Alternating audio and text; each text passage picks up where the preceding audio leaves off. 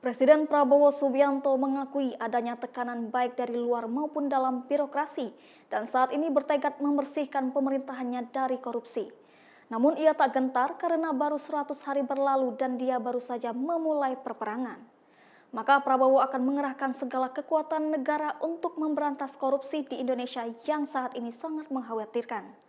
Dan itulah mengapa saya bertekad menggunakan seluruh tenaga, seluruh wewenang yang diberikan kepada saya oleh konstitusi untuk mencoba mengatasi penyakit ini, kata Prabowo di Forum International World Government Summit secara daring di Dubai Kamis 13 Februari 2025. Yang mengatakan korupsi merupakan akar dari semua kemunduran di sektor pendidikan hingga penelitian dan pengembangan. Dan sekarang setelah 100 hari, saya merasa mayoritas rakyat Indonesia mendukung saya. Mereka menderita setiap hari akibat korupsi ini, ujarnya. Prabowo menilai tata pemerintahan yang baik adalah kunci membasmi korupsi dan kini ia menghemat anggaran sebesar 20 miliar dolar Amerika Serikat di 100 hari pemerintahannya. Diakuinya ancaman dan tekanan datang, bahkan banyak birokrat yang melakukan perlawanan terhadap kebijakan yang diputuskannya.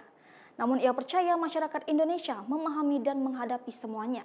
Saya menghadapi perlawanan dari birokrasi yang sudah mengakar. Beberapa dari mereka menganggap diri mereka tidak dapat disentuh, katanya. Ketua Umum Partai Gerindra itu akan tetap tancap gas. Saya belum memulai berperang, jadi saya pikir ini akan menjadi moto saya. Setelah 100 hari, saya belum memulai perjuangan saya. Dan saya yakin kita akan mencapai kemajuan yang signifikan, sambung Prabowo Subianto. Terkait dengan ancaman itu dibenarkan adik Prabowo, Hasim Johadikusumo mengungkap adanya tanda-tanda ancaman terhadap nyawa sang kakak. Namun Hasim menegaskan bahwa Prabowo tidak gentar menghadapi ancaman tersebut. Ia mengatakan Prabowo sudah biasa menghadapi tekanan.